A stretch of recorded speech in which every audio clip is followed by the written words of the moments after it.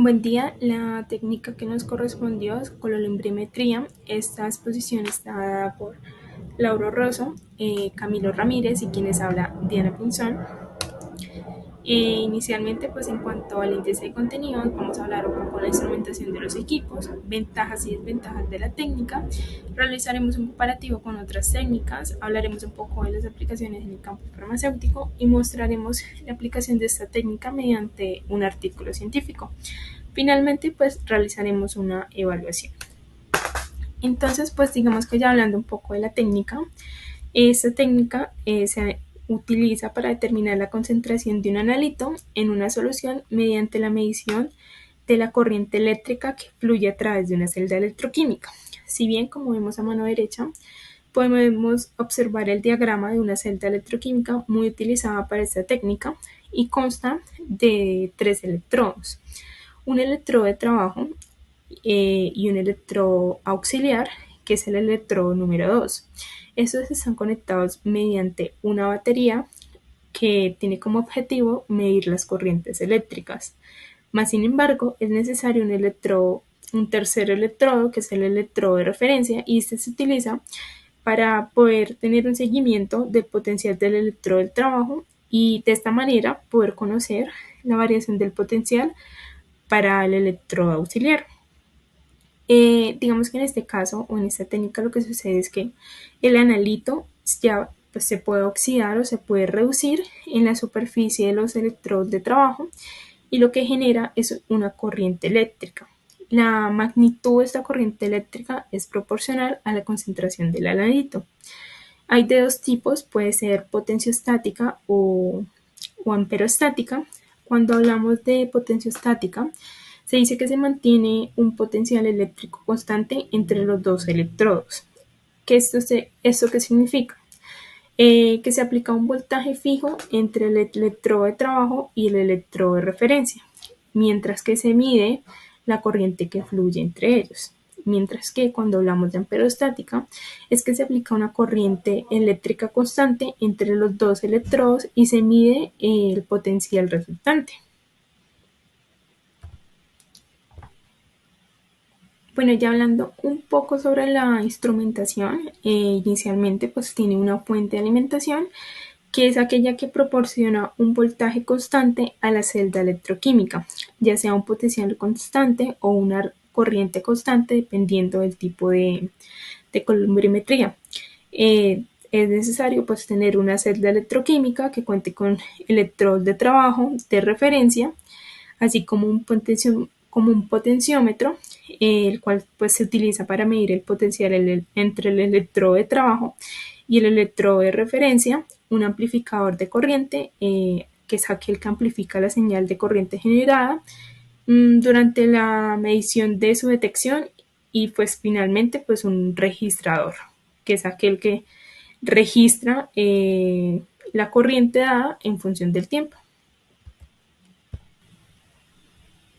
Bueno, ya hablando un poco de la instrumentación, finalmente quisimos traer como unos ejemplos de los tipos de celdas más utilizados en la columbrimetría potenciostática. Este es un tipo de celda de tamiz de platino. Es un tipo de electrodo de trabajo que tiene un contraelectrodo de alambre de platino y que tiene un electrodo de referencia, ya sea tipo calomel saturado o de cloruro de plata. Asimismo, pues trajimos a colación los montajes de los dos tipos de columbrimetría, que pues como podemos observar realmente tienen la misma instrumentación que anteriormente dijimos. En las ventajas y desventajas de la técnica, pues tenemos por ventajas que es un método de alta precisión, una medida pues que está directamente relacionada con la cantidad eléctrica de la reacción química, una sensibilidad buena debido a que este mide cantidades muy pequeñas de la analita, una versatilidad ya que identifica diferentes compuestos como metales, iones, compuestos orgánicos o biomoléculas, y también es de presenta relativamente simple debido a que esta no necesita equipos demasiados complejos y pues relativamente sencillos. En las desventajas es un método lento porque pues se necesita que este analice las muestras que son complejas. Tiene interferencias, se puede verse afectado por presencias de otras sustancias, entonces es importante el buen pretratamiento de la muestra y este pues no se podría aplicar a sustancias poco solubles, o sea que para las sustancias insolubles que no se hidrolizan no serían unas buenas opciones. Entre sus principales aplicaciones en el campo farmacéutico tenemos el análisis de medicamentos, tanto en la determinación de concentraciones y de la pureza de estos, ya sea de los principios activos y de los excipientes que se van a manejar. Más que todo se utiliza en antibióticos, en soluciones de antibióticos de amoxicilina y de penicilina. Otro es el control de calidad en análisis de la pureza de los APIs. Generalmente se hacen en aspirinas, determinando si hay ácido acetilsalicílico o ácido salicílico debido a que este puede modificarse por el secado de los medicamentos. En la investigación y el desarrollo, esto más que todo se hace para determinar la cinética de reacción. Esto pues más adelante se verá afectado en el perfil plasmático. Por otro lado, tenemos el análisis de biomoléculas en el desarrollo de fármacos, ya que hoy en día se apuesta para analizar nuevas biomoléculas, ya que estas permiten menos toxicidad en el cuerpo. Bueno, prosiguiendo con las titulaciones redox que nosotros podríamos encontrar en una columbimetría, pues hemos visto que básicamente esta técnica se basa en el intercambio de electrones que pueden surgir algunos metales o algunas sustancias. En el caso puntual de la tabla que en este momento estoy presentando, pues se muestran algunos ejemplos puntuales como lo son iones de plata, iones de bromo, cesio, cloro, pues oxidándose de manera que se genere este potencial eléctrico que estamos buscando en el términos de medición.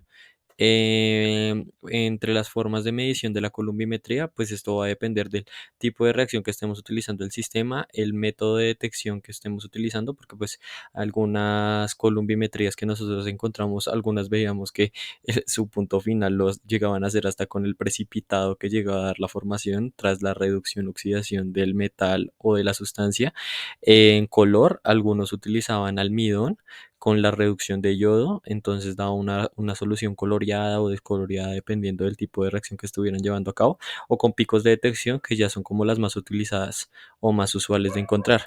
En este caso, como tercer ítem, tenemos también el tipo de columbimetría que se esté llevando a cabo, que puede ser potenciométrica, amperométrica o electrogravimétrica, en donde dependiendo de la que estemos utilizando, pues se dan unas condiciones u otras. Por ejemplo, para la potenciométrica, pues se trata de que básicamente se va a tener constante el potencial eléctrico de la celda. En cambio, en las amperométricas lo que se va a mantener constante es la corriente y esta se irá disminuyendo con base a que va pasando el tiempo, intentando medirse como el área bajo la curva que se va formando, así como se muestra en la imagen que estoy presentando ahorita.